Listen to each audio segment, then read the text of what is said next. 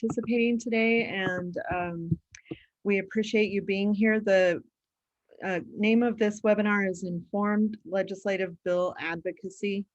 The purpose of it is to show you, mostly via the legislature's website, how to be a better informed when you're following a bill.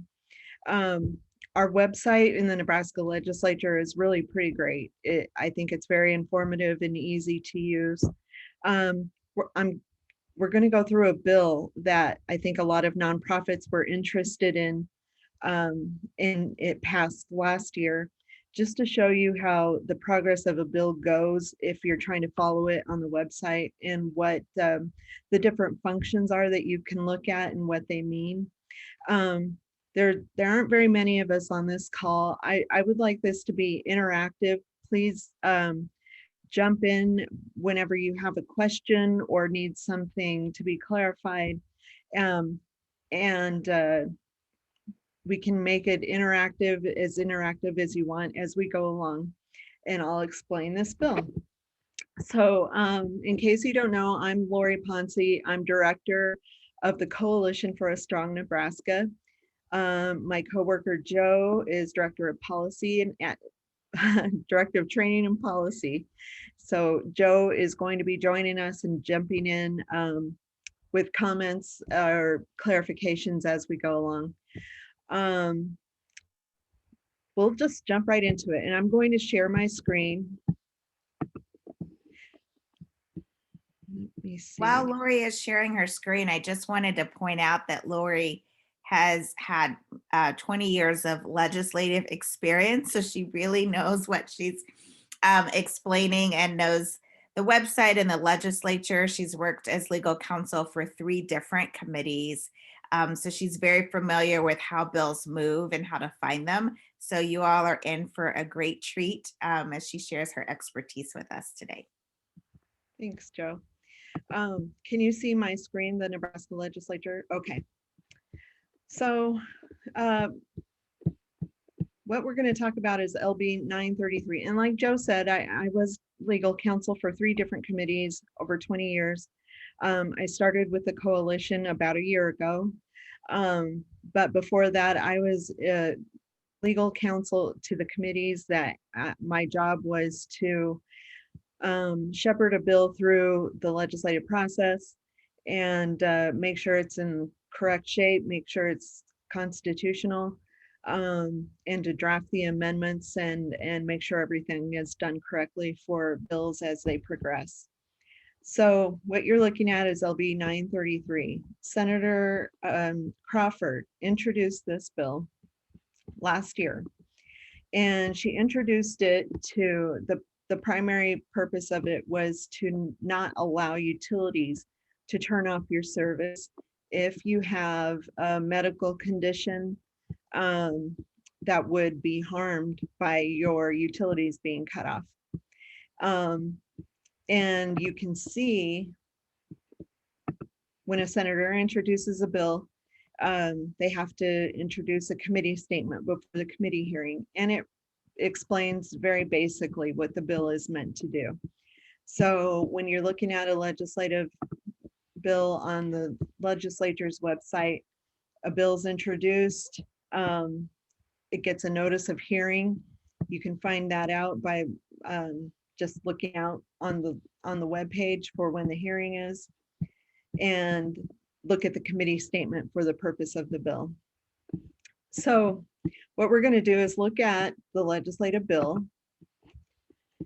As soon as it's introduced, this bill as written is provided on the website.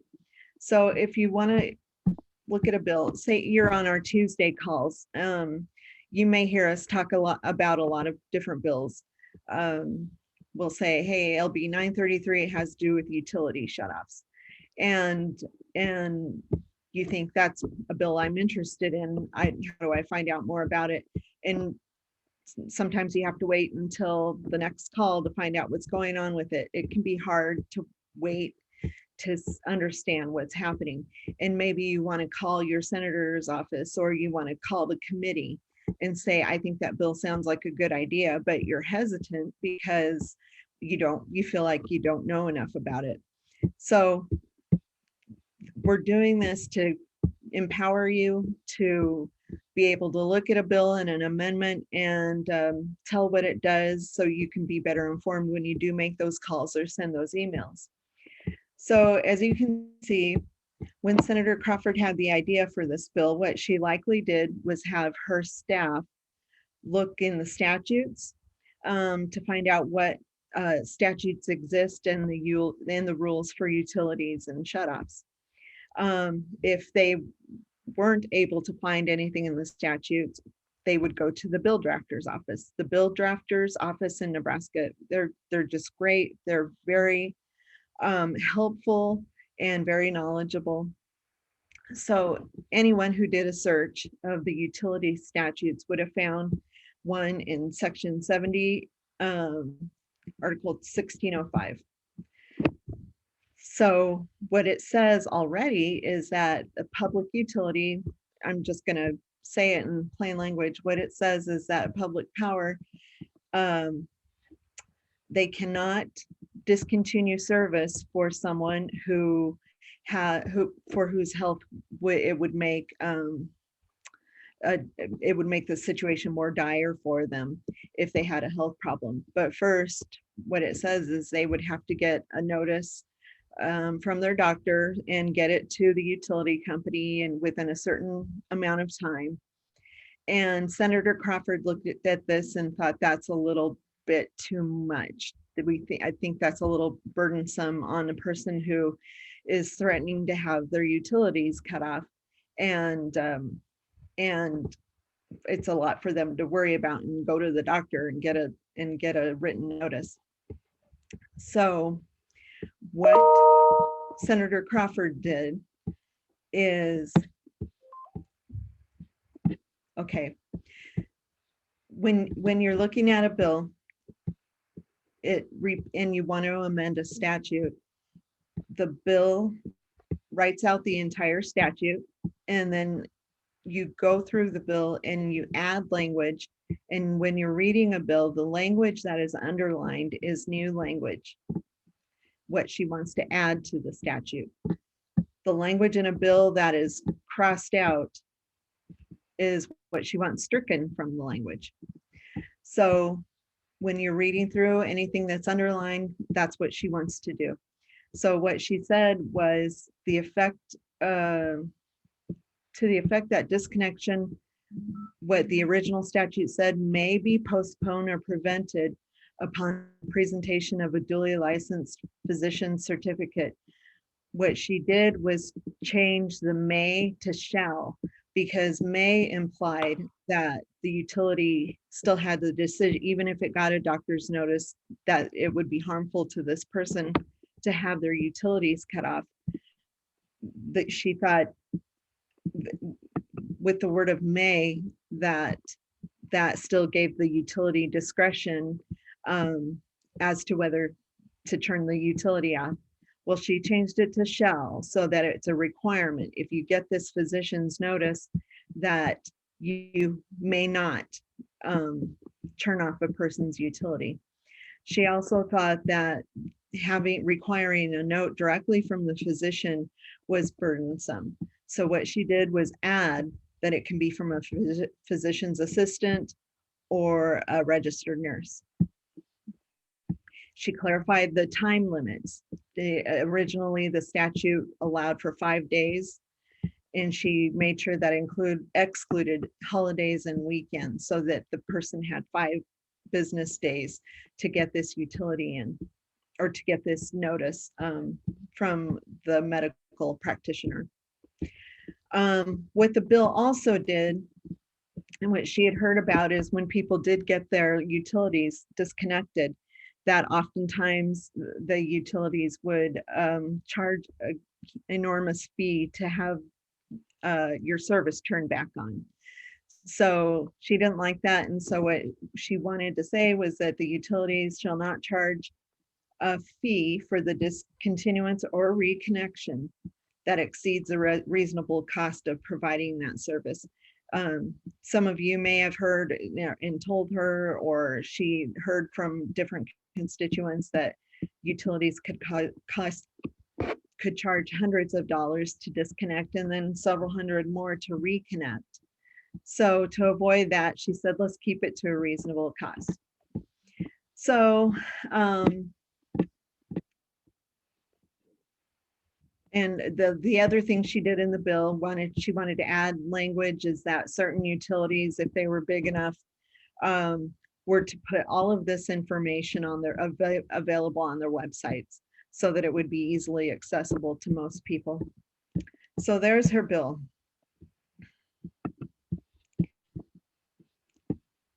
So we see that the hearing on it is February 13th. And the good thing about it, if you miss a hearing within a couple of weeks at least, you can see the hearing transcript. Every hearing is recorded and then transcribed for the record because it's creating an official legal record of every bill transaction. So if you click on the transcript, you can look through and see the entire hearing typed out for you. So that's always helpful, and you can see what the different people who testified and what they had to say, who was against it, who was for it. Until the committee decides to act on a bill, though, you don't know anything else. So it's important to know that hearing transcript is there. You can call the senator who introduced the bill. You can call the committee chair's office and try to find out, hey, what's going on with LB 933, and find out that way. But if you're just trying to follow it on the website, you will see nothing happening after the hearing until February 27th. So you see it was placed on general file. That means that the committee took action on the bill. It voted on the bill and decided, yes, we want the entire legislature to debate. But then you see here with AM 2394. So, okay, what is that? So what that means is the committee said, yes, we want the entire body to debate this bill, but we want the bill changed in this with this amendment. So you go to the amendment, and a lot of times this is a very simple one, but a lot of times if it doesn't do a lot of changes, it will read like just wait, how do you scratch out the original bill and fill in what the amendment wants to do? So it says on page 3, line 16, strike 60 and reinstate the stricken matter. So if you go back to the bill's language, you go to page 3, look on line 16, it says strike, the amendment said strike 60 and reinstate the stricken matter, which is 30. So this will then read that the certificate has to be turned into the utility from the medical practitioner within 5 days, excluding holidays and weekends, and will prevent the disconnection of utility service for a period of at least 30 days from such filing. That's what the committee decided it should be, rather than Senator Crawford's original request of 60. So Lori, do you think that made the bill worse, or do you think it was a compromise to keep it moving? I think if you look at the transcript, that you will see that the utilities expressed some concern about 60 days. That with utility turnoffs, the utilities get worried about people getting further and further behind on their bills and want to keep to try to keep fees from building up, to try to keep past bill amounts from building up. They think the time periods should be shorter. And so they were opposed to this bill because of that 60 days. So it was a compromise. The utility said, if you leave it at 30 days, we won't oppose the bill. So that's what the committee decided to do. And certainly they checked with Senator Crawford before they did that. And she said, fine, that's a good compromise if we get the other provisions of the bill. So what the committee does, it says we're placing this on general file for full floor debate with this amendment.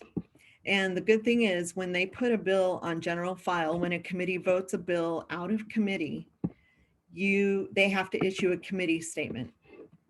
The committee statement gives great information, everything you want to know. It tells what the results of the vote were on the bill. As you can see, Senator Mosier voted nay, and Senator Albright abstained from voting. And if you look at the hearing transcript, or you can call their offices to find out why they didn't vote or why they voted no, but there's something in the bill they were opposed to. The great thing is also, is you can see everybody who showed up to testify in favor of the bill. There were no opponents. And then there was neutral testimony, which were some of the utilities, probably stating their concerns and saying, we don't oppose this bill. We just don't like that 60 days. If you turn it to 30, we'll be fine. The summary, each committee, when you do the committee statement, you have to give a summary of the bill. And this one gives also a section by section explanation. It gives a brief explanation and then a section by section. And also, if there are any amendments that the committee wants added to the bill, it has to describe the amendment.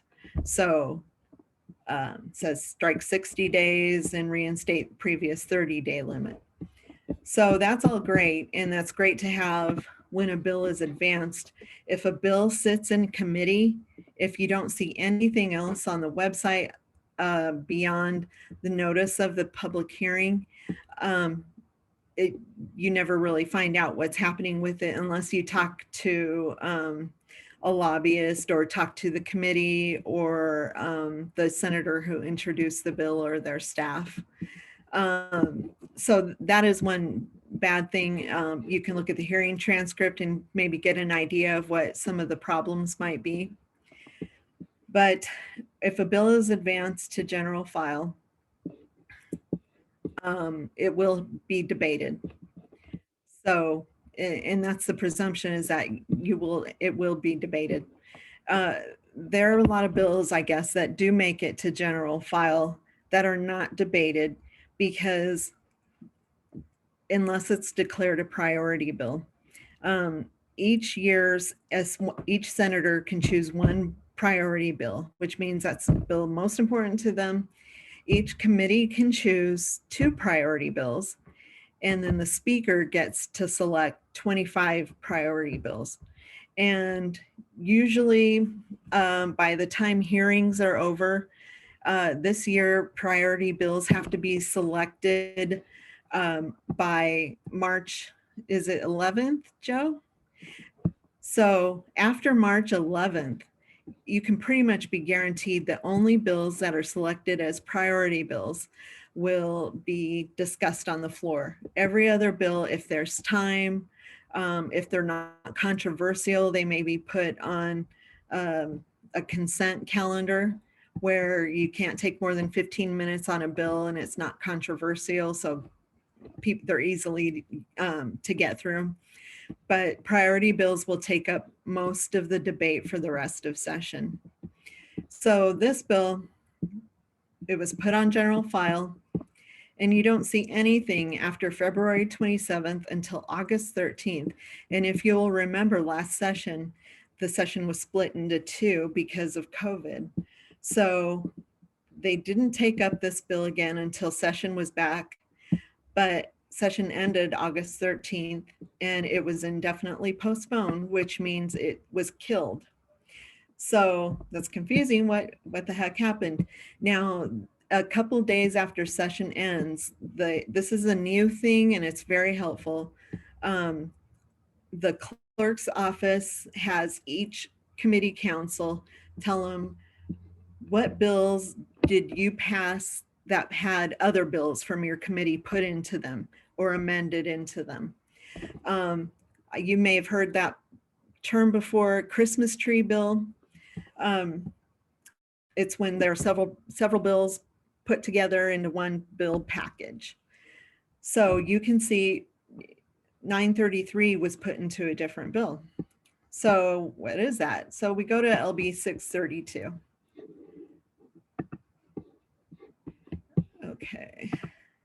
Okay, 632. And this was introduced actually in the session before. As you know, well, let's see, this has a long history behind it, but it was introduced in 2019. And as you know, that with 2-year sessions, each session has two different years involved in it. The first year of a session is 90 days. The second year, which is called a carryover, is 60 days. So 2019 was a 90-day session. Bills that are still alive at the end of the 2019 session are called carryover bills, and they are, you just keep moving right along as you were the year before on a 60-day session, and you just continue with the bills that are still alive.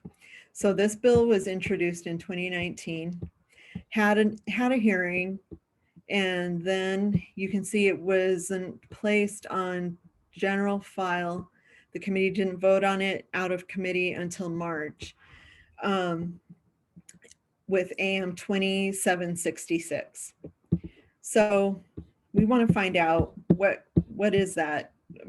If you look at the statement of intent, you want to know what this bill is about. It makes technical clarifications, providing for procedures to be used for improvement in rural water districts.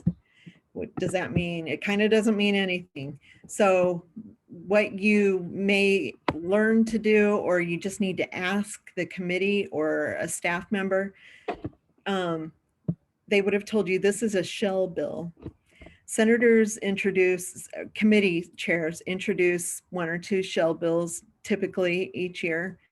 And it's just what the name implies, it's a shell. It's a bill that doesn't do anything. Its purpose is to have a hearing in committee and to be a vehicle for other bills that the committee or the chair decides are important. Let's put these bills together and let's replace them with the shell bill.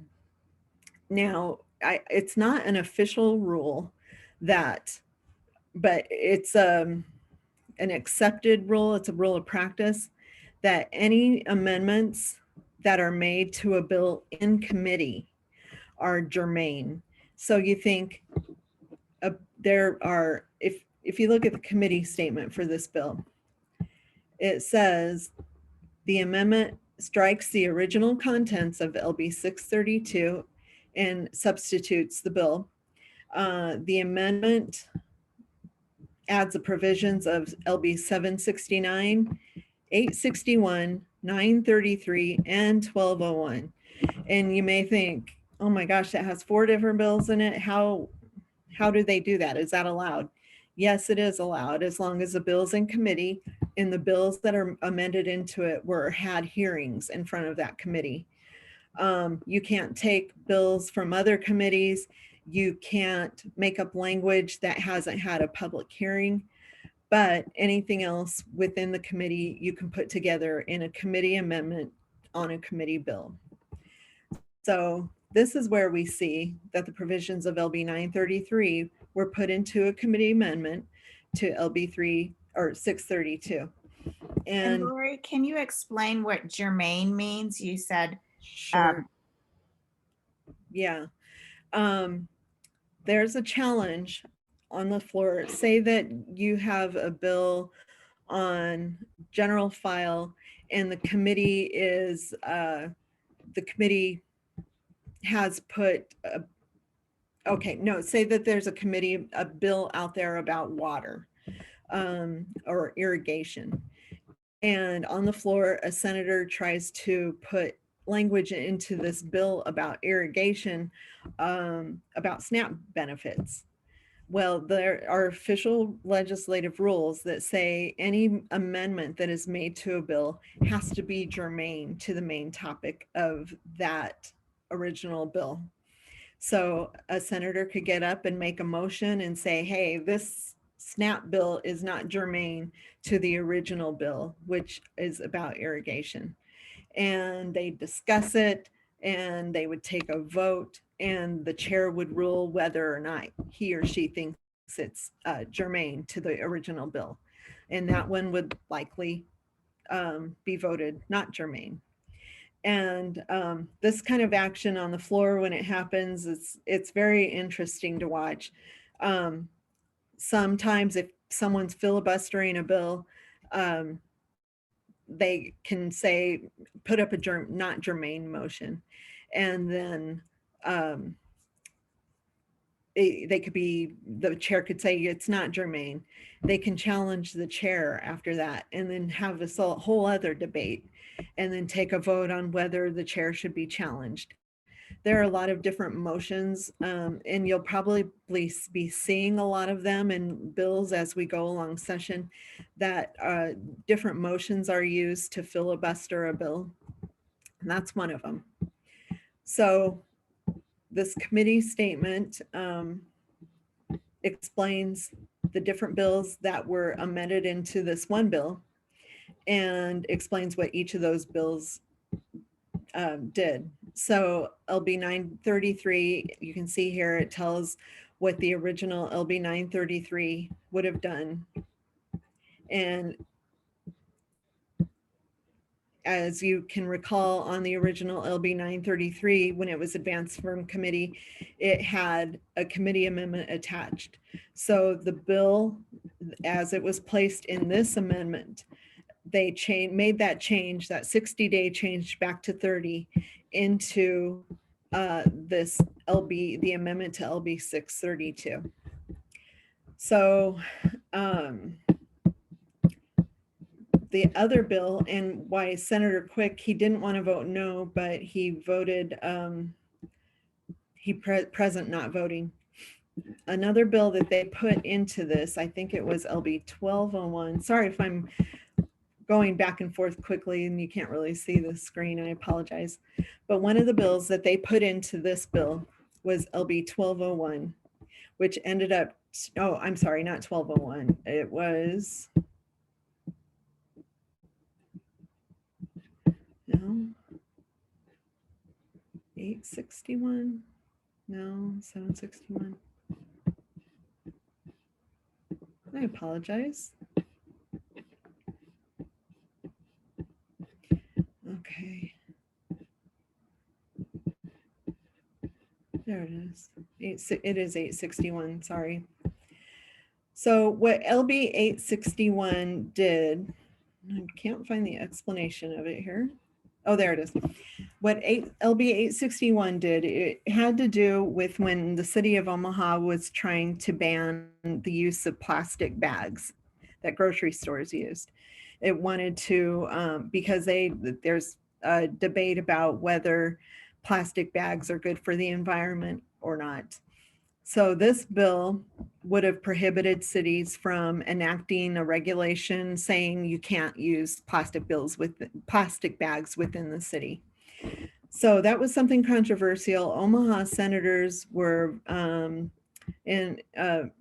senators more concerned about the environment were very much against this bill. So the this provision in this committee amendment made the whole bill controversial, which as you can see, as you go back to the bill, there's a lot of action that happened on the floor, and it was because of that one controversial piece.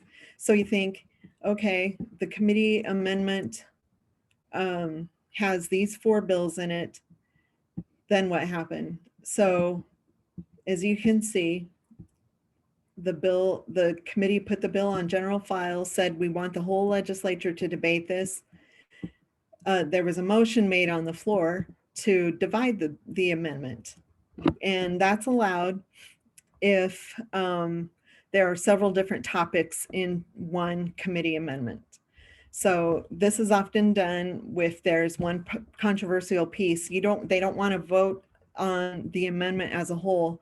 Let's divide it out. If it's dividable and the chair gets to decide that, let's divide it out into pieces and vote on those individual pieces. So if you go back to LB 933 and look at the amendment, it says LB 933 was amended into LB 632 via AM 2865. So one of the divided parts of the committee amendment on LB 632 2865 has LB 933 and its provisions in it. They divided the amendment, taking out the plastic bag portion and making that one amendment, and then all the other bills they left in one amendment. So let's see. What is this? 632? And this can be very complicated. It's just, this is to really to help you be able to try to follow what's going on without having to wait for somebody to tell you. And it can be very complicated, but if you go back and forth and just follow the links, you can figure out what is going on with a bill. So you can see AM 2865 was adopted. When there's a vote on a bill, they record the vote, and most of the time they do. And you can take a look who voted on this amendment that has LB 933 in it, and you can see how every senator voted. Lori, we have a question in the chat about voting, since you're showing the recorded vote. And the question was, why is it that sometimes a senator may request vote in reverse order instead of the normal order? It's really it's kind of a strategy. Say that Senator Wayne does this a lot, actually. He'll say regular order, or Senator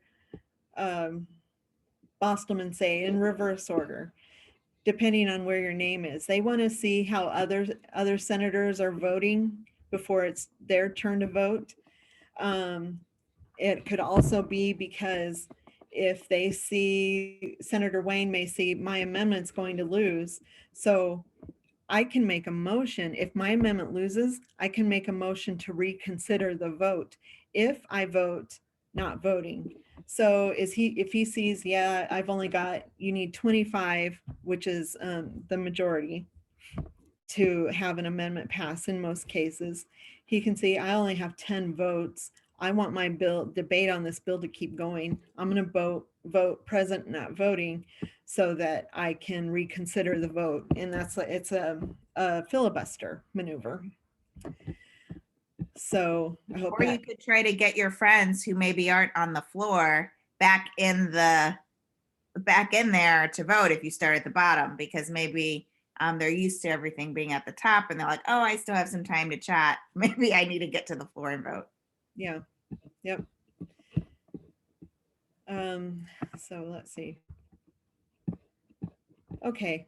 And it looks very complicated, but say that you see this LB 632 and you look at the amendment. Somebody told you that it's in a committee amendment to LB 632. So if LB 933 and the utility shutoff bill is really important to you, and you feel like you really want to call your senator, but you don't know what to say, you can say, okay, 632, it's in the committee amendment. So you look at the committee statement. Remember, the committee statement is what the committee has to file when it puts a bill on general file to advance for full floor debate. You can look at it and say, oh, okay, LB 933 is in this amendment to LB 632. So then you can know at least that when you call your senator, or maybe you want to call the senators on the committee, and you say, LB 632 is really important to me now because it's an amendment to LB 632. And it has LB 933, which would prevent utility turn-offs and prevent high fees for disconnection and reconnection. It's important to me. You're more informed when you want to call your senators and or write them an email and say, this is the bill you need to look out for. Here's why it's important to me. And sometimes it isn't always, it's good to know because it's not always ideal to wait after the fact. It's too late. So before a bill gets a final vote, it's good to know. Maybe you're a service provider who has had utility shutoffs before, and or you know some horror stories about huge fees being charged for reconnection, and it just makes a person's situation worse, or someone's oxygen got cut off because they had a note from a physician's assistant instead of the doctor. You may have information that would be helpful. Then you can call your senator and say, hey, I don't know when debate on this is coming up, but I see that this bill I'm interested in is an LB 632 as an amendment. I'm really in favor. Tell your story, tell your whatever you need to say to your senators to convince them that this is an important bill. And that's, and your job is done. Like I said, after the fact, it's too late. Excuse me. But you can try to be more informed just by looking through the amendments and through the website to follow what is happening with the bill you're interested in. And it's really, it's timing. And this is not to say you can't still call your senator and say, there was this bill introduced, LB 933, that is really important. We want you to pass it. You can still do that, but then the staff would have to go through and look at LB 933. Was advanced, but nothing's happening with it. And the staff, unless they really dug and called the committee and said, what's going on with LB 933? They wouldn't know that it was put into an amendment to another bill until it was debated on the floor. So if you can do that extra digging and have some knowledge that to tell them, I'm interested in LB 933. It's an amendment to LB 632. And you can tell the staff that just takes away any extra work, makes sure your message doesn't get lost in a shuffle, and just makes it easier for the staff and the senator to pay attention to your story or your plea for support. It's so easy now on the website to follow along. It used to not be that way. And in the olden days, when I first started, you had to look. The clerk's office puts out information. Let me see here. Everything that happens on the floor of the legislature is recorded, and you put it out on a summary sheet. So this is something they used to have in paper. It's on the web now. But every day after they adjourn, you can look on the website for the summary, and it will tell you every action that was taken on every bill that day. So if you're following a bill, and it will be on the website soon enough, but you can look at the worksheet and make sure you don't miss anything. Say, oh, Groney added his name to LB4.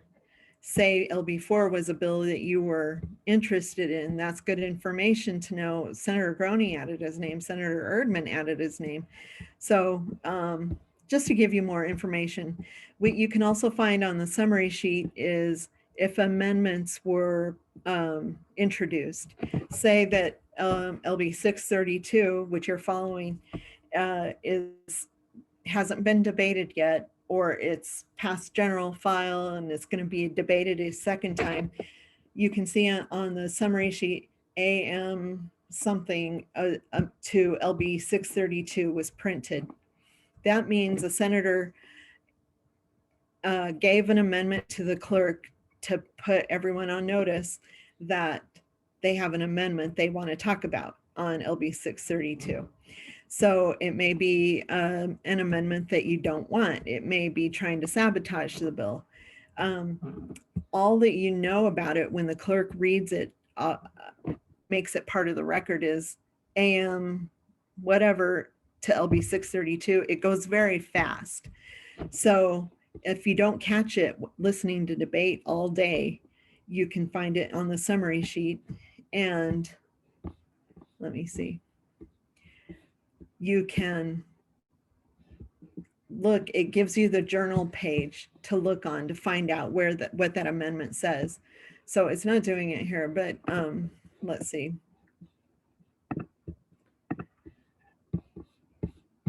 What's this? 632? No.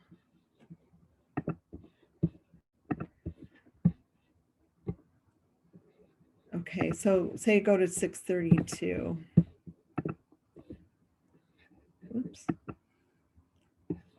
Okay, sorry.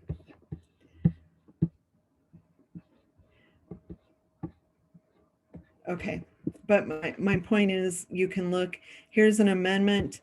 It tells you the journal page, you can click on it and it will take you to the actual journal page where it will show you the amendment that was filed.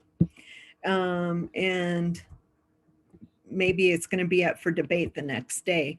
You can senators can file amendments right before adjournment for a bill that will be up for debate the next morning. So you have to catch it quickly, and so that you can be prepared to say, oh, I don't want that amendment, or warn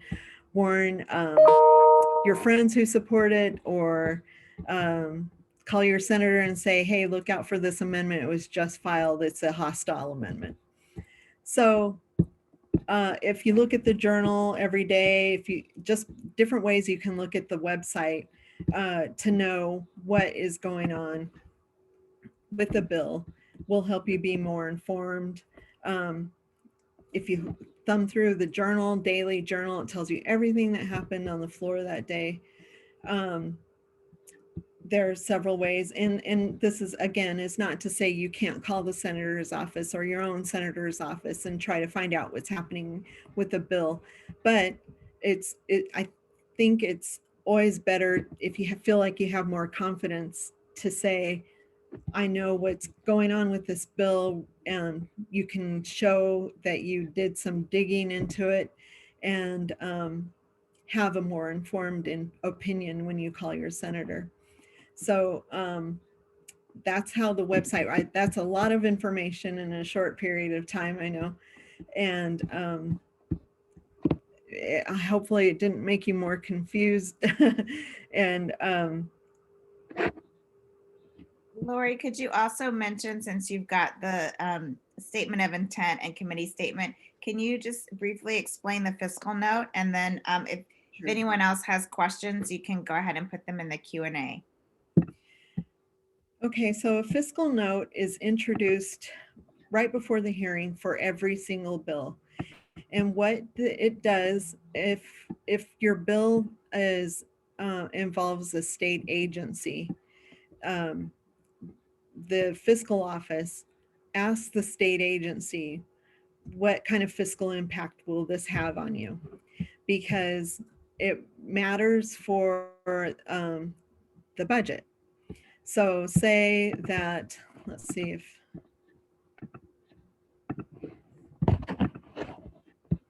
let me see, what's a bill that has fiscal impact? The SNAP bill this year, which is 108 has a. Oh, that's for okay. So the SNAP bill.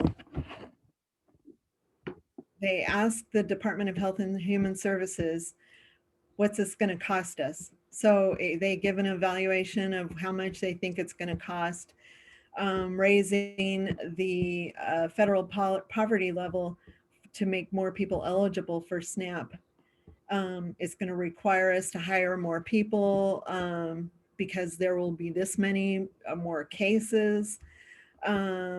We will, it will take more time to process. Just this whole, it will require a lot more work. So they say from general funds, which is from the state's money, it will cost us 878 in this fiscal year, and next fiscal year 1.1 million. And as you can see, that comes through federal funds. So even though it says general funds, that the money has to come from state general funds, it comes ultimately from federal funds. So the presumption here should be that it would not cost the state any money. So it's just a way to ask the agency, what's this going to cost? How's it going to change our budget? And our fiscal office evaluates what the agency said and tells, they may adjust it. They may say we agree or we don't agree. So it's just information about all the cost of a bill. And it's very important because what we have going on right now is a huge battle with some state agencies and senators, because it's very easy for a state agency to issue a very large fiscal note, and it's called death by fiscal note. It's easy to say this bill isn't going to go because we don't have enough money in our budget for it. We don't have room for it, especially when we're cutting taxes and trying to cut property taxes. If there's a big fiscal note from general funds, it's likely not going to even advance out of committee. So that is something very important to know about a bill that you're interested in. Hey, Lori, we have one more question in the Q&A. Can you touch on the proposed by priority area and what that means? Proposed by priority area. Where's, I'm sorry. So on the right-hand side, under amendments, where it says proposed by priority. Sure. It just lists the amendments that were introduced first. So say that somebody's really, really against LB 108. They're worried that the committee is going to vote it out, the full floor is going to debate it, and somebody who doesn't want it wants to filibuster it. They can now, early on in session, file 20 amendments, and this has been done before. And they file them early before there's even debate on the floor, before the committee even votes it out of committee, because their amendments get priority status. If it's just first in time are the ones that get to go first. So say that there are 20 amendments filed, you address them in the order that they are received, and say that after the 20 amendments, there's been a big compromise amendment and it makes the bill better, but not this one person who filed 20 amendments. You may not get to it. He could filibuster with those 20 amendments and possibly not get to the compromise amendment. So it lists, because it's important to know when an amendment was introduced. So it just lists them in the order in which they were filed. Thank you. Okay. That's a lot. Does anyone else have any questions?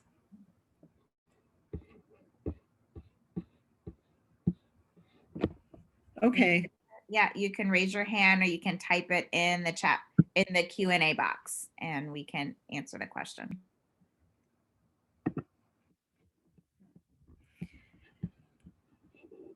So Lori, tell us what happened at the end with 632. It finally passed? It did pass. They, well, what happened with the 632? I can't remember if the plastic bag thing was taken out or not. I think it, I think it was, they divided and took that part out. I They think you voted, said. they Then the voted rest. down the plastic bag thing and then voted for the rest of it. So everything turned out okay for LB 933 and it passed. And that was a good thing, I think. And that's how it goes. It's ugly and it can be very messy. It's true what they say. Watching a law being made is like watching sausage being made. It's all true. So yes, anytime you have any questions about any of this kind of process, feel free to reach out to CSN.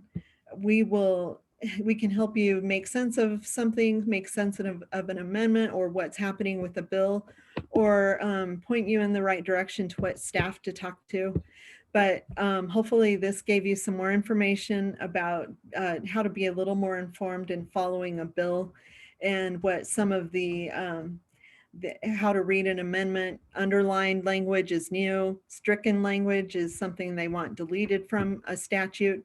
A lot of bills are all underlined. They're completely new language. There's no statute on the topic at all. So that means it's a brand new law.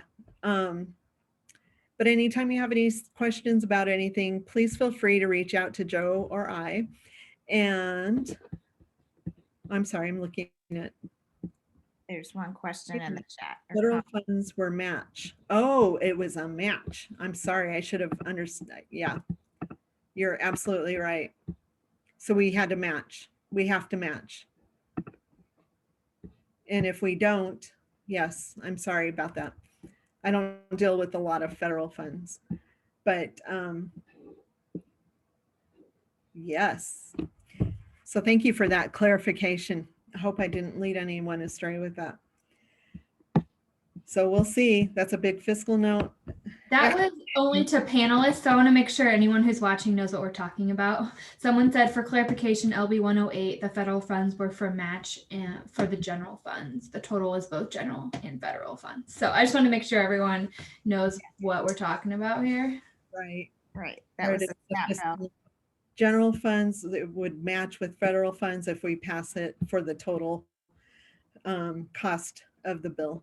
So I apologize for that. I didn't care to read through it very carefully. So thank you. Was just one we threw out. And something of interesting note, there's been some conversation on the floor between some senators who have been questioning the fiscal notes from agencies.